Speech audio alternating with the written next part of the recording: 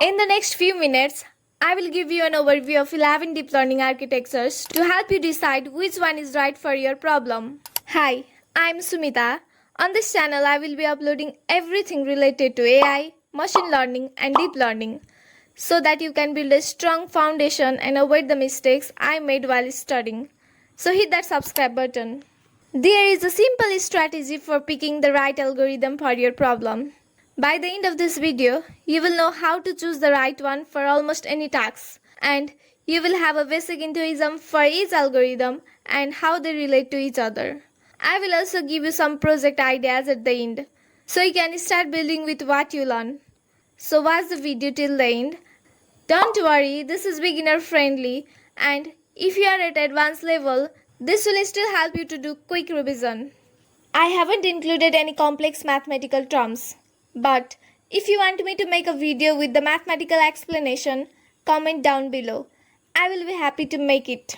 Before we get into the algorithms, let's clear up something that confuses a lot of beginners. What is the actual difference between artificial intelligence, machine learning, and deep learning? People often use these three terms as if they mean the same thing, but they don't. Think of them as three circles, one inside another. The biggest circle is artificial intelligence. AI is the broadest field. It is about making machines perform tasks that normally require human intelligence, like recognizing images, understanding language, or making decisions. AI includes everything from simple rule-based system to the most advanced AI system we have today.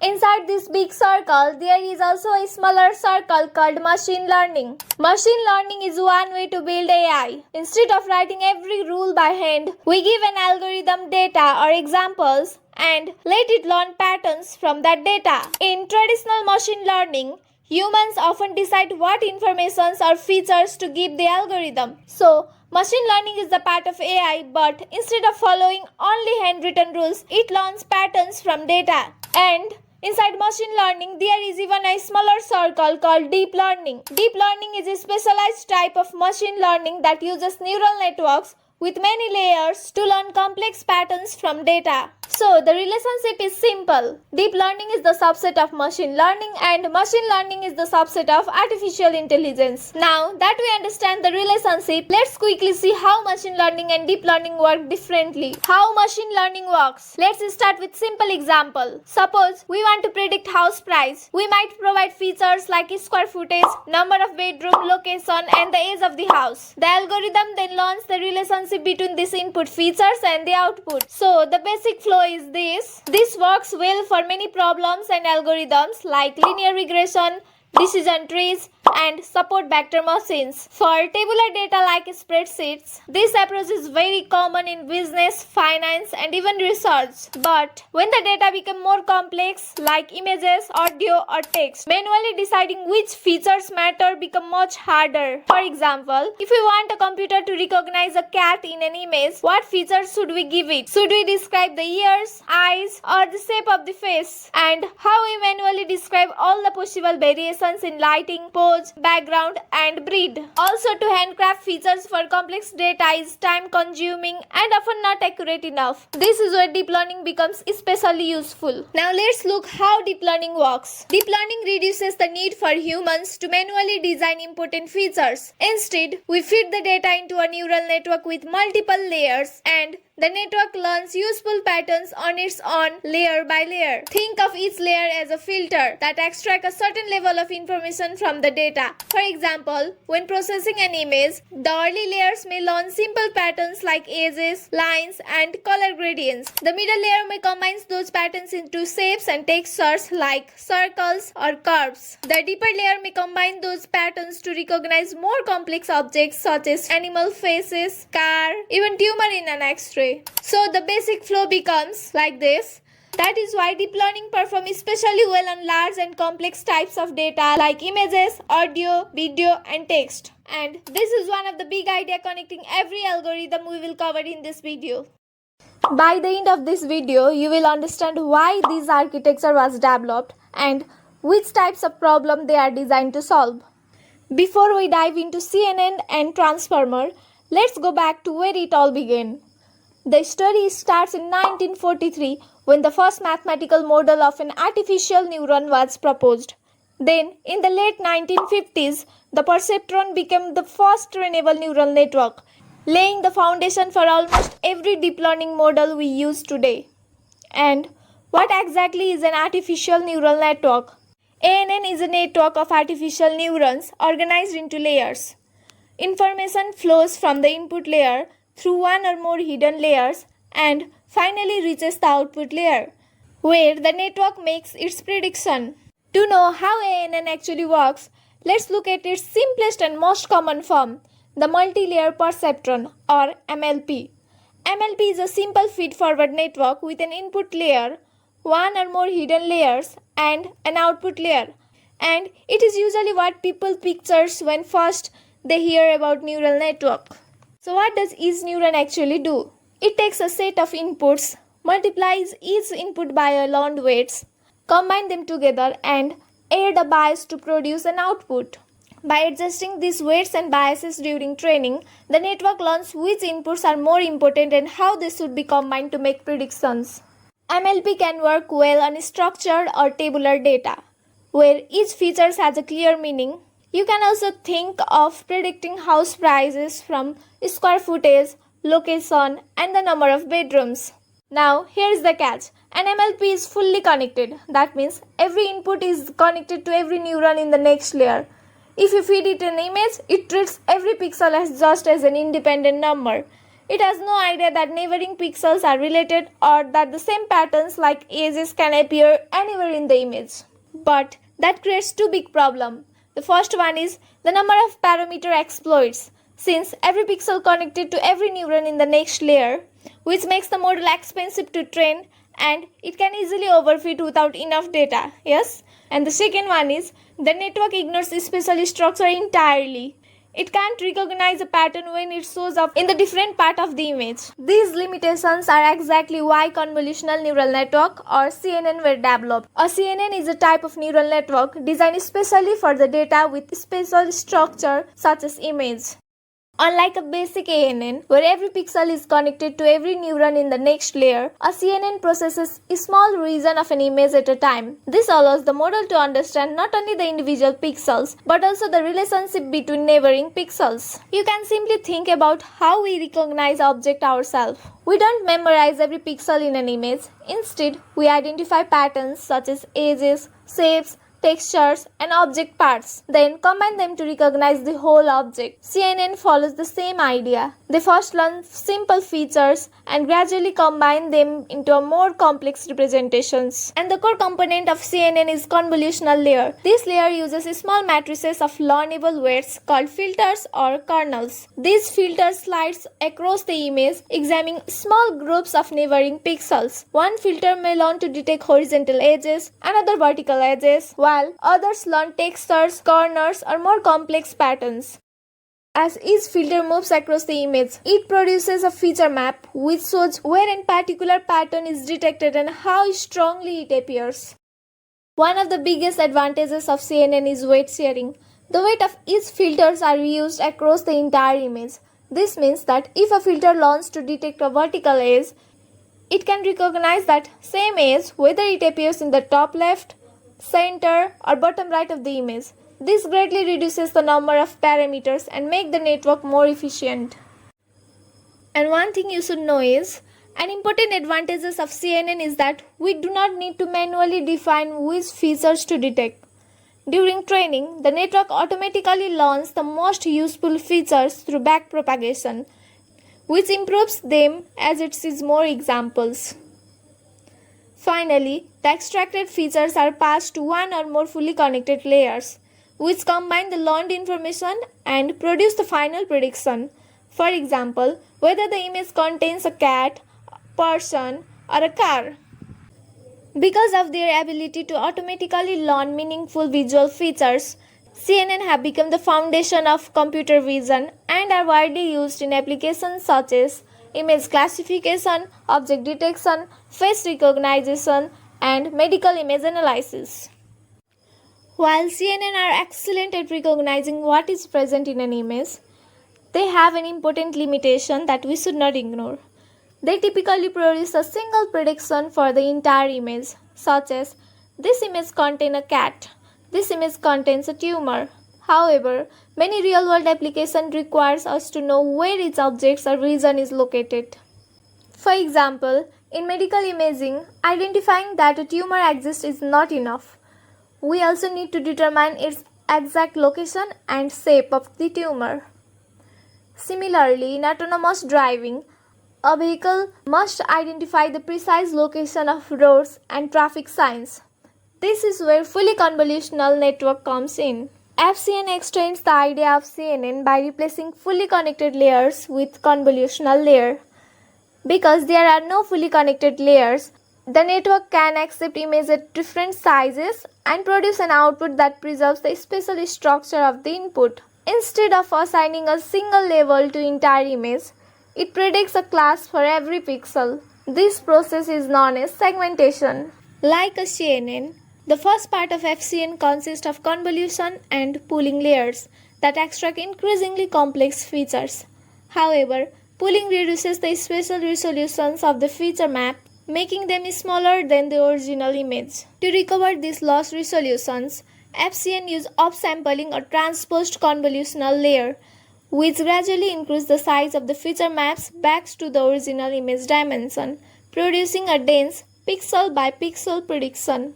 The final output is the segmentation map where each pixel is labeled, for example, as background, road, person, building, or tumor, depending on the application. Because of this pixel level prediction capability, FCN became one of the first deep learning architecture for semantic segmentation and laid the foundation for more advanced models such as UNet, SegNet, and DeepLab family like DeepLab V1, V2, V3, V3+.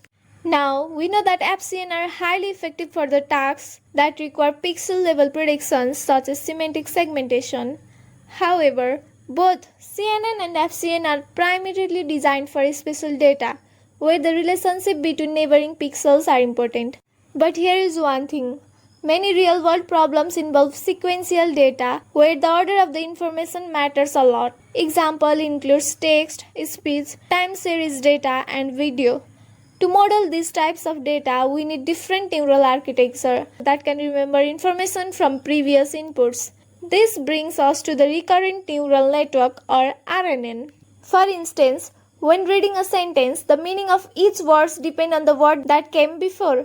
Similarly, when predicting tomorrow's weather or analyzing stock prices, previous observation influences future predictions. As of now, we know that CNN and FCN are primarily designed to capture spatial relationship. They don't have a mechanism to maintain information across sequential time steps. This is where recurrent neural network became useful. RNN is a neural network specifically designed to process sequential data, and RNN key features is the hidden state. You can also think of it as the network's short-term memory. At each step in the sequence, RNN looks at two things. First one is current input and next one is hidden state carried over from the previous step. It combines them to produce an updated hidden state which is then passed forward to the next step. This way, information from earlier in the sequence keeps following through the network as it processes what comes next. RNN have been used for the tasks like language modeling, machine translation, speech recognition, and time series forecasting. However, RNN also have an important limitation. As sequences become longer, they often struggle to retain information from the earlier time steps. This happens because of the vanishing gradient problem and exploiting gradient problem, making it difficult for the network to learn long-term dependencies. To overcome these limitations, more advanced recurrent architectures such as long short-term memory, LSTM, gated recurrent units, GRU, were developed. Now let's move into long short-term memory. LSTM was built specifically to solve the forgetting problem in standard RNN. Unlike RNN, which has only a hidden state, an LSTM maintains two states, that is hidden state and a shell state. The shell state acts as the network's long-term memory, carrying important information through the sequence with only small modification at each time step. So to control the flow of information, an LSTM uses three gates. The first one is forget gate, which determines which information from the previous cell state should be discarded. And the second one is input gate, which decide what new information should be added to the cell state.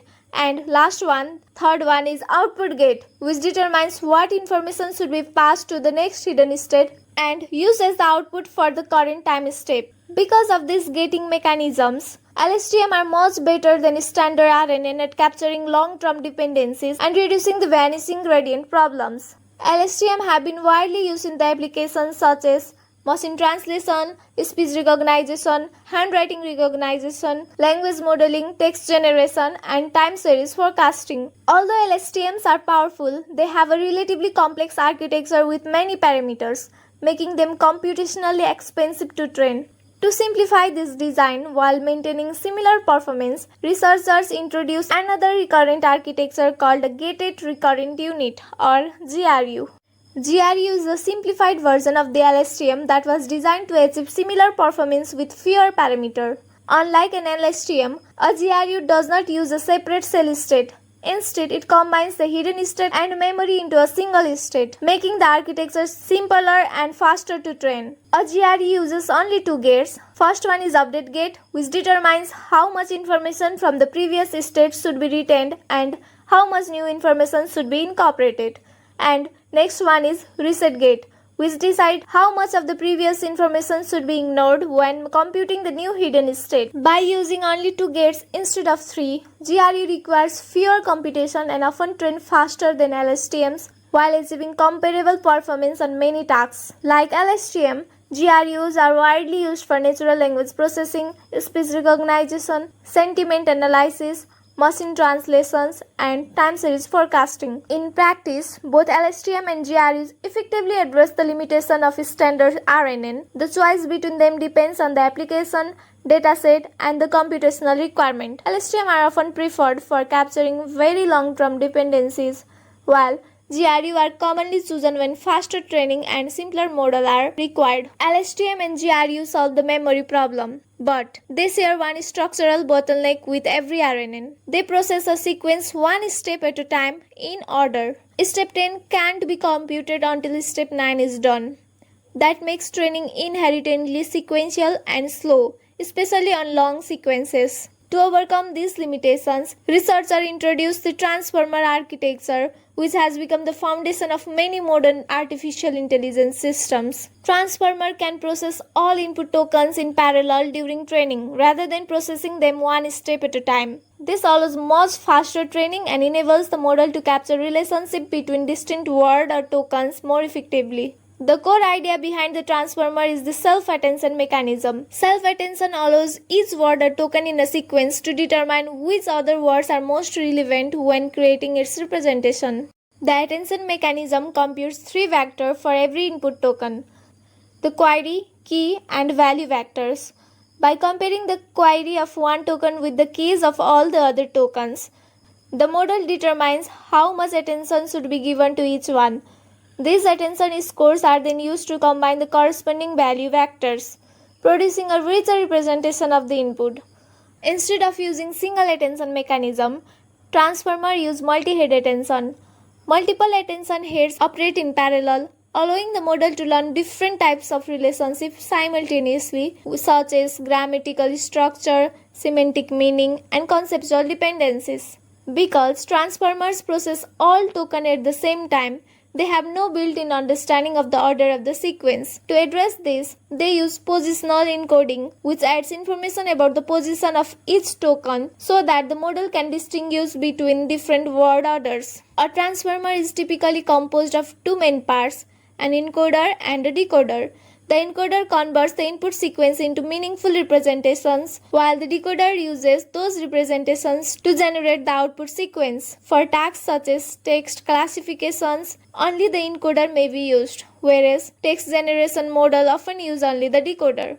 Transformers have achieved state-of-the-art performance in many applications including machine translation, text summarization, question answering, speech processing, image understanding, and code generation. They also form the foundation of large language models such as GPT, BERT, and many other modern AI systems. Today, transformers have largely replaced RNN-based architectures in many major sequence modeling tasks because they can be used parallelly, easier to scale, and effective at learning long-range dependencies. Now let's move into next architecture, autoencoder. An autoencoder learns to compress data into a much smaller representation and then reconstruct the original data from that compressed version. This compressed representation is called the latent space. You can simply think of like summarizing a long book into a few pages, then trying to recreate the entire book from that summary. If the reconstruction is accurate, it means that network has learned the most important feature of the data. Imagine you have a very high resolution image. Instead of storing millions of pixels individually, an autoencoder learns a compact representation that preserves the most important information. Because this representation is much smaller than the original input, the network is forced to learn meaningful features rather than simply memorizing the data. Since the input itself is used as the target, the autoencoder don't record label data. They are commonly used for dimensionality reduction, image denoising, and anomaly detection. However, a standard autoencoder has one important limitation. Although it can reconstruct existing data well, its latent space is often unstructured, so randomly sampling from it usually does not generate realistic new data. To solve these problems, the Variational Autoencoder or VAE builds on the idea of standard autoencoder but organizes the latent space in much more meaningful way. Instead of compressing each input into a single fixed point, a VAE learns a probability distribution in the latent space. This creates a smooth and continuous representation where similar inputs are placed close together. You can just think of it like organizing a messy bookshelf into a neat, well-organized sections. Once everything is organized, you can pick a book from almost anywhere and still get something that makes sense. In the same way, a VAE can sample a random point from its latent space and generate a new realistic example. Because of this organized latent space, VAEs are widely used for generating new data, image synthesis, molecule generation, and learning meaningful feature representations. However, VAE also have limitations. Since they optimize for an average reconstruction, the image they generate often appear blurry and lack fine details. To generate sharper and more realistic images, researchers developed Generative Adversarial Networks or GANs. It is a deep learning architecture designed to generate realistic data. Unlike previous models, it consists of two neural networks that compete against each other during training. The first network is the generator, which creates fake data such as image, and the second is discriminator, which tries to determine whether an image is real or generated by the generator. GANs are widely used for realistic image generation, image-to-image translation, style transfer, super resolution, and data augmentation. One of their biggest advantages is that they can generate sharp and highly realistic images, often much more detailed than those produced by VAEs.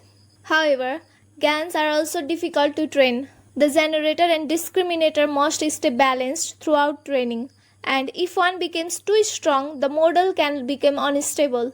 GANs can also suffer from model collapse, where the generator repeatedly produces only a small variety of outputs. To overcome these training challenges, while still generating high-quality images, the new models comes in, that is diffusion models, which have become the foundation of many modern AI image generator. So this one is last model that we are going to discuss in this video.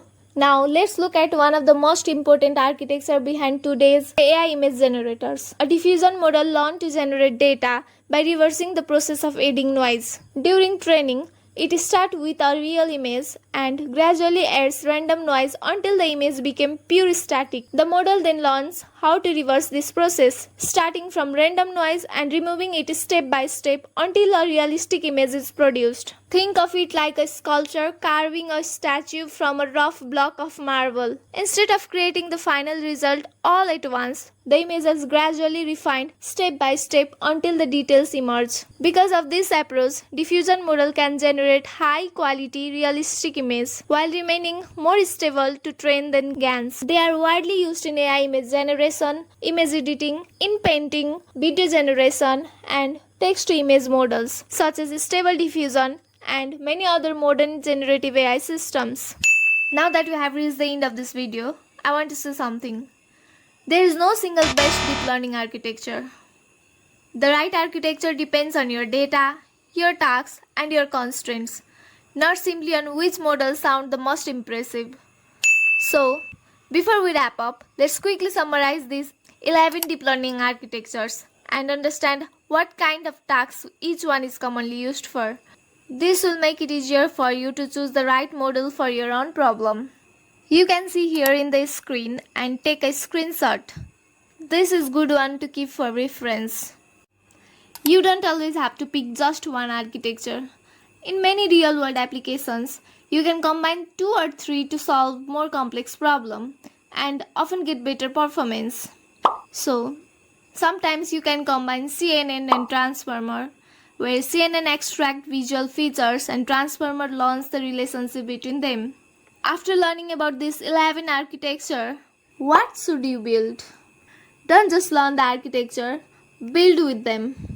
So, here are some projects that you can do.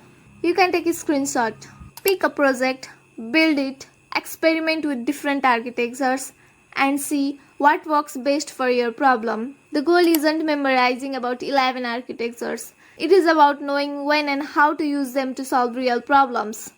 If you already have a project idea, let me know in the comment. The best way to understand deep learning isn't just by studying the models, it is by actually using them to solve real problems. Thanks for watching, and I hope this video will help you choose the right architecture with more confidence. Keep learning, keep experimenting. Bye bye.